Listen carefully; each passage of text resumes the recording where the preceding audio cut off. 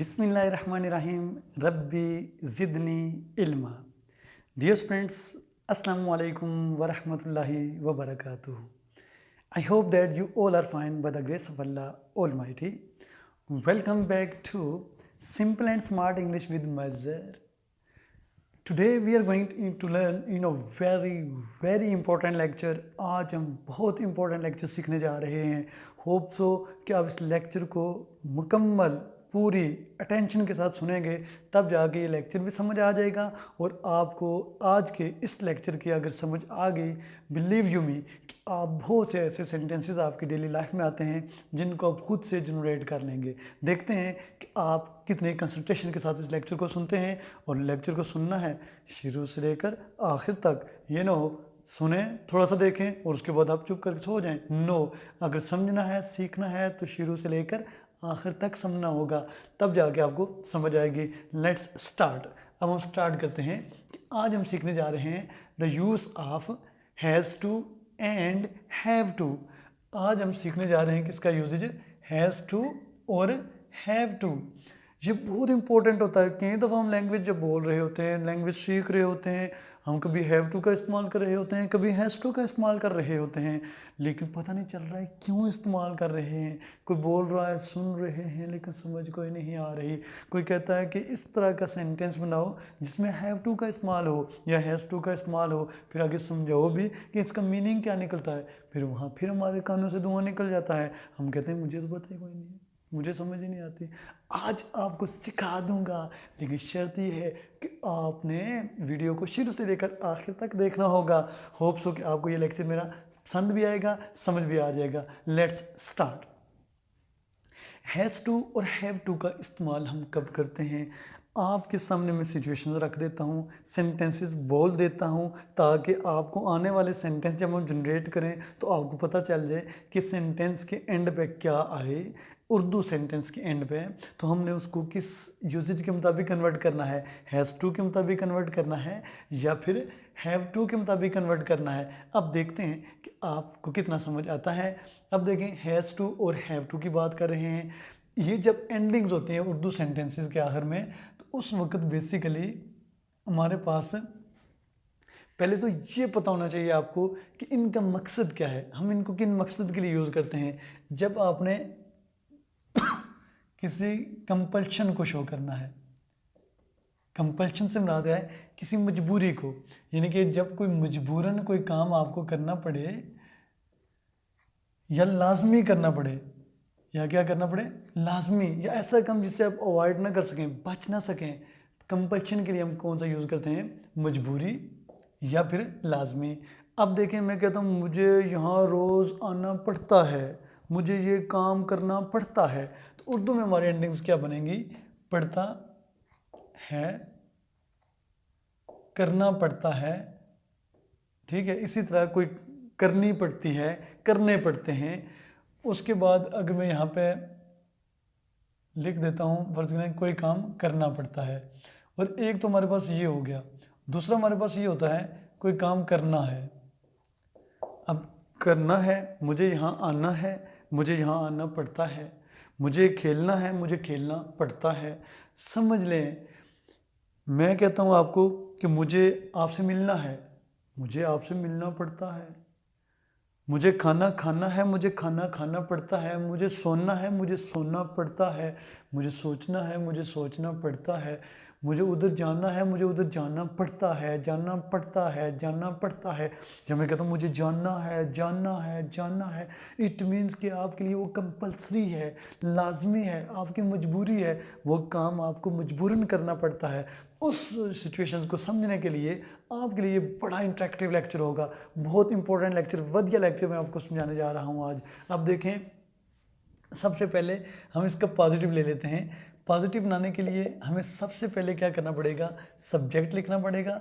Subject के बाद हमने मौके की मुनासिबत से हैज़ टू का इस्तेमाल करना है और हैव टू का इस्तेमाल करना है। अब मौका क्या है हमारे पास, मौका बेसिकली ये है कि अगर हमारे पास ही, शी, इट या फिर कोई सिंगुलर नेम आ जाता है तो इसके साथ हम लगाएंगे हैज़ टू।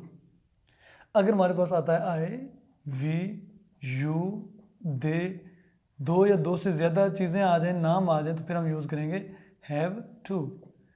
अब ये आपने समझना होगा कि अगर सब्जेक्ट है यहाँ पे ही तो हम यहाँ पे क्या लगाएंगे, हैज़ टू। शी है तो हैज़ टू, इट है तो हैज़ टू।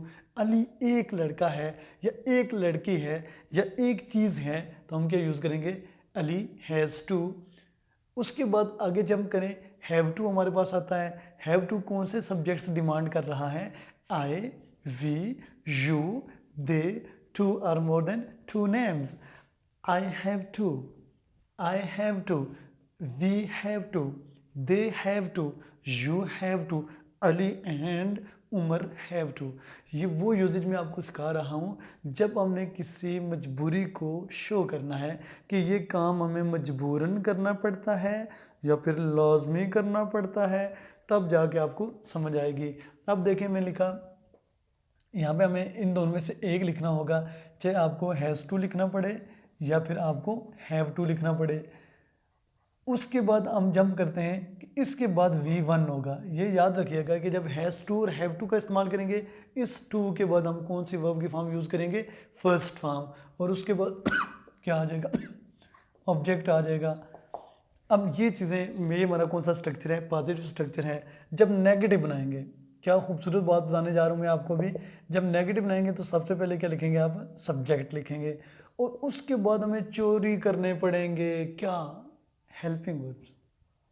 अब कौन से हेल्पिंग वर्ब्स हमें चोरी करने पड़ेंगे, प्रेजेंट इंडेफिनिट टेंस से। किस तरह, देखिए प्रेजेंट इंडेफिनिट टेंस के जब हम सिंपल फिक्रा बनाते हैं तो हम कहते हैं उर्दू के आखिर में ता है, ती है, ते हैं आता है। जब देखिए यहाँ पे क्या है, करना पड़ता है, करना पड़ता है, खाना खाना पड़ता है, दौड़ना पड़ता है, लिखना पड़ता है। तो अब हम क्या करेंगे, प्रेजेंट इंडेफिनिट टेंस से क्या करेंगे, इसके हेल्पिंग वर्ब्स को क्या करेंगे, लेंगे। अब प्रेजेंट इंडेफिनिट टेंस के अगर हेल्पिंग वर्ब में आप पूछूं क्या है, तो वो आपको फ़ौरन पता चल जाता है, वहाँ पे क्या है, डू और डज। तो इस यूजेज का नेगेटिव सेंटेंस स्ट्रक्चर जब हम बनाएंगे तो नेगेटिव सेंटेंस स्ट्रक्चर के लिए हमें ज़रूरत पड़ेगी किसकी, हेल्पिंग वर्ब्स की। तो हमारे पास जो हेल्पिंग वर्ब्स बनेंगे वो हमारे पास कौन से बनेंगे, डू और डज। और ये आपको क्लियर पता है कि डू का इस्तेमाल हम कब करते हैं और डज का इस्तेमाल कब करते हैं। अगर यहाँ पे आ जाता है वही चीज़, ही, शी, इट या फिर अली, तो हम क्या यूज़ करेंगे, does. He does, she does, it does, Ali does. और अगर आ जाता है फर्ज करें आई, वी, यू, दे, दो या दो से ज़्यादा नाम आ जाएं, तो हम क्या यूज़ करेंगे, डू। तो अब अगर आपको ये चीज़ समझ आ गई तो इट मीन्स कि आपको चीज़ें क्लियर हो गई, और ये चीज़ समझ आ गई तो इसका मतलब है आपको डू का और डज का इस्तेमाल आता है। और इस यूजेज में हमने इसको कैसे एडजस्ट करना है, आए मैं आपको बताता हूँ। यहाँ पे आपका आ जाएगा डू, या फिर यहाँ पे क्या आ जाएगा आपका, डज। डू आ जाएगा या फिर क्या आ जाएगा, डज आ जाएगा। डू और डज, यहाँ पे अगर आई है तो डू आएगा, शी है तो क्या आएगा, डज आएगा। उसके बाद आप लगाओगे नॉट। नॉट के बाद आपने ये जो हैज़ टू है इसको ख़त्म कर देना है, क्योंकि जब डज आ जाता है तो हम हैज़ टू को हैव टू में बदल देते हैं, क्योंकि हैव जो है बेसिकली ये इसकी बेस है, यानी कि मेन वर्ड होता ही क्या है, हैव है। आगे इससे आगे इसका प्लूरल बन जाता है, हैज़ बन जाता है, ठीक है, जो हम थर्ड पर्सन के लिए यूज़ करते हैं। और इसी तरह इसकी सेकंड फॉर्म देखेंगे हैव की, वो हैड होगी, और थर्ड भी इसकी हैड होगी, फोर्थ हैविंग हो जाएगी, ठीक है। तो जब डू और डज आ जाएंगे या हेल्पिंग वर्ब जब भी आ जाएगा, उसके बाद ये हैज़ किस में कन्वर्ट हो जाएगा, हैव में। तो फिर हमने नहीं देखना कि यहाँ पे हैज़ टू क्यों नहीं आया, क्यों, हमने डज लगा के बता दिया कि जिनके साथ हैज़ टू लगाते थे पॉजिटिव में, नेगेटिव में उनके साथ डज आ जाएगा, और डज के बाद हैव टू होगा, फिर हैज़ टू नहीं होगा। इसी तरह डू के बाद ऑलरेडी पहले ही हम क्या यूज़ करते हैं, हैव टू करते हैं। उसके बाद क्या आ जाएगा आपका V1 आ जाएगा, V1 के बाद क्या आ जाएगा आपका, ऑब्जेक्ट आ जाएगा। होप सो यहाँ तक आपको समझ आ गई होगी।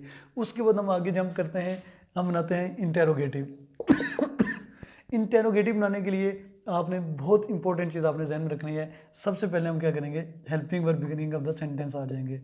उसके बाद हम क्या करेंगे, यहाँ पे लिखेंगे सब्जेक्ट लिखेंगे। सब्जेक्ट के बाद हम क्या करेंगे, यहाँ पे फिर हम हैव टू का इस्तेमाल करेंगे, क्योंकि हैज़ टू को हमने ख़त्म कर दिया है, उसको सिर्फ हम पॉजिटिव में इस्तेमाल करते हैं, नेगेटिव में हम उसकी जगह डज, और डज के बाद वो हैव आ जाता है, हैज़ नहीं आता। अब हम देखते हैं कि यहाँ पे वर्ब V1 आ जाएगा, और V1 के बाद क्या होगा, यहाँ पे ऑब्जेक्ट आ जाएगा और आखिर में क्वेश्चन मार्क आ जाएगा।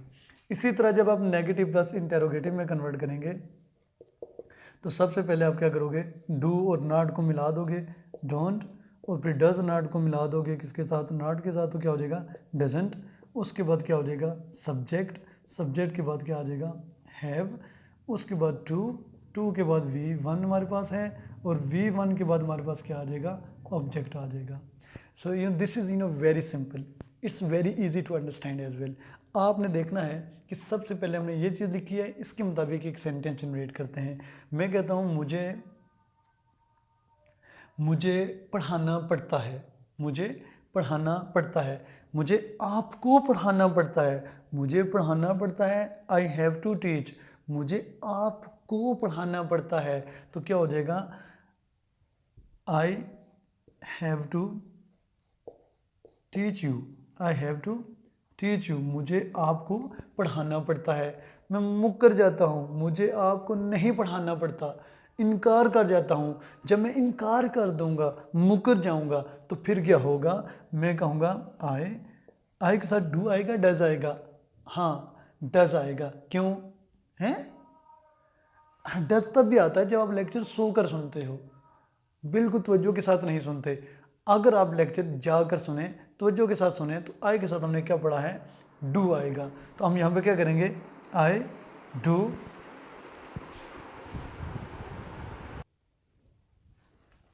क्या मैं बता रहा था आपको कि आई के साथ हम क्या लगाते हैं डू, तो क्या हो जाएगा यहाँ पे I don't have to teach you, I don't have to teach you, मुझे आपको नहीं पढ़ाना पड़ता। क्या मुझे आपको पढ़ाना पड़ता है, तो क्या हो जाएगा do I have to teach you, do I have to teach you, क्या मुझे आपको पढ़ाना पड़ता है, तो मैं मुकर जाता हूँ, क्या मुझे आपको नहीं पढ़ाना पड़ता, don't I have to teach you, don't I have to teach you, क्या मुझे आपको नहीं पढ़ाना पड़ता। अब ये सेंटेंसेस आपके सामने हैं। एक और एग्जांपल लिखता हूँ जिसमें हम डज का इस्तेमाल कर सकें और हैज़ टू का इस्तेमाल कर सकें। मैं कहता हूँ उससे यहाँ हर रोज़ आना पड़ता है, उससे यहाँ हर रोज़ आना पड़ता है। अब मैं लिखता हूँ यहाँ पे ही has to come here daily, he has to come here daily। he हो गया सब्जेक्ट, हैज़ टू यूजेज हो गया, कम वर्ब की फर्स्ट फॉर्म होगी, हेयर ऑब्जेक्ट हो गया और डेली रूटीन वाला मामला आ गया। he has to come here daily, he has to come here daily, उसे यहाँ हर रोज़ नहीं आना पड़ता, तो क्या हो जाएगा he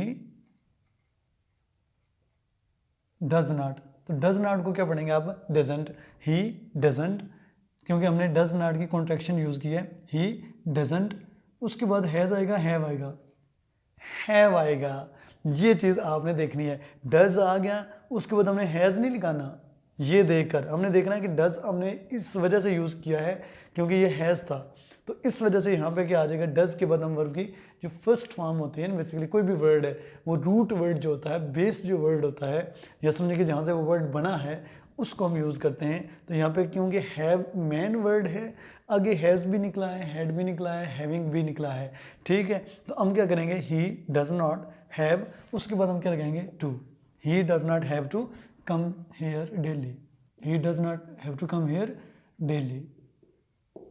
उसके बाद इसका इंटरोगेटिव बनाते हैं, तो क्या हो जाएगा, does he have to come here daily, does he have to come here daily, तो क्या उसे यहाँ रोज़ नहीं आना पड़ता, तो क्या हो जाएगा, doesn't he have to come here daily, doesn't he have to come here daily.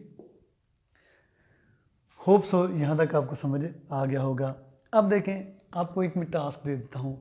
Task क्या देता हूँ आपको कि ये जो यूजेज हमने पढ़ा है, सीखा है, हैज़ टू, हैव टू, सबसे पहले आपको पता होना चाहिए कि what is the use of has to and have to, फिर what are the functions of has to and have to, why do we use has to and have to, हम has to को have to को इस्तेमाल करते हैं।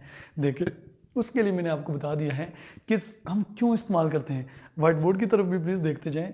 हमने कहा कि जब आपने कोई काम लाजमी करना है, आपको हर सूरत में करना है या आपको हर सूरत में करना पड़ता है, तो उस सूरत में हमें किन यूजेज की ज़रूरत पड़ती है, हैज़ टू की और हैव टू की। फिर सेंटेंसेस हमारे पास दो तरह के आ सकते हैं, मुझे वहाँ जाना है, मुझे वहाँ जाना पड़ता है, मुझे खाना खाना है, मुझे खाना खाना पड़ता है, मुझे बैठना है, मुझे बैठना पड़ता है, मुझे खड़ा होना है, मुझे खड़ा होना पड़ता है, मुझे इधर देखना है, मुझे इधर देखना पड़ता है, मुझे उधर देखना है, मुझे उधर देखना पड़ता है। अब ये सारे के सारे सेंटेंसेस मैंने तेज़ी के साथ क्यों बोले हैं, ताकि आपका कॉन्सेप्ट बन जाए कि इस तरह के सेंटेंसेस हमारे रूटीन में आ जाएं जिनके आखिर में पड़ता है, करना पड़ता है, करना है, तो उसके लिए हमें किसी किस्म की डिफ़िकल्टी ना हो। शर्त यह है करना है या करना पड़ता है। ये ना हो करना था आ गया, यूज़ चेंज हो जाएगा, करना पड़ेगा आ जाए, यूज़ चेंज हो जाएगा। तो आपने होप्स हो कि ये लेक्चर अटेंटिवली सुना होगा। तमाम की तमाम चीज़ें मैंने बता दी हैं। एक दफ़ा इसको समराइज करके आपको इस लेक्चर को एंड करूँगा कि has to have to, positive में हैज़ टू लगाएंगे और हैव टू लगाएंगे। जब नेगेटिव बनाएंगे, इंटरोगेटिव बनाएंगे, वहाँ पे हेल्पिंग वर्ब्स की ज़रूरत पड़ेगी। हमारे पास हेल्पिंग वर्ब्स ये दो मौजूद हैं। कौन कौन से हैं, डू और डज। और डू कब आता है, डज कब आता है, पूरे लेक्चर में आपको डिटेल के साथ बता दिया है। होप्स हो कि आपको समझ आ गया होगा। और उसके बाद अगर आप जंप करें कि इसके पॉजिटिव सेंटेंस स्ट्रक्चर क्या है, नेगेटिव क्या है, इंटरोगेटिव क्या है, नेगेटिव प्लस इंटरोगेटिव क्या है, और उसके बाद हमने सेंटेंसेस के थ्रू इसकी मिसालें भी दे दी हैं। और कुछ सेंटेंसेस मैंने बोले हैं, जितने सेंटेंसेस आपने मेरे सुने हैं, आप इन सेंटेंसेस को इंग्लिश में कन्वर्ट करें, आपको खुद पता चल जाएगा कि कितना आसान सा यूजेज है। और होप्स हो ये फर्स्ट टाइम आपने ये यूजेज सीखा होगा और इन तवज्जो के साथ सीखा होगा। होप्स हो अगर किसी किस्म का मसला आता है, प्रॉब्लम आता है, आप मेरे व्हाट्सएप नंबर पर कांटेक्ट कर सकते हैं। और इसके अलावा कमेंट्स बॉक्स में कमेंट्स किया करें ताकि पता चले कि आप लेक्चर को अटेंटिवली सुन भी रहे हैं या नहीं, क्या आप लेक्चर को अंडरस्टैंड कर भी रहे हैं या नहीं। जो जो आपके प्रॉब्लम्स होंगे, आपके मसाइल होंगे, उनको हम कम्युनिकेट किया करेंगे। होप सो आज का सेशन आपके लिए काफ़ी मुफीद रहा होगा। Now the timing of this session has ended. I think it's alright for now. It's also very very nice to talk to you, nice to present you. Have a nice discussion, have a nice session.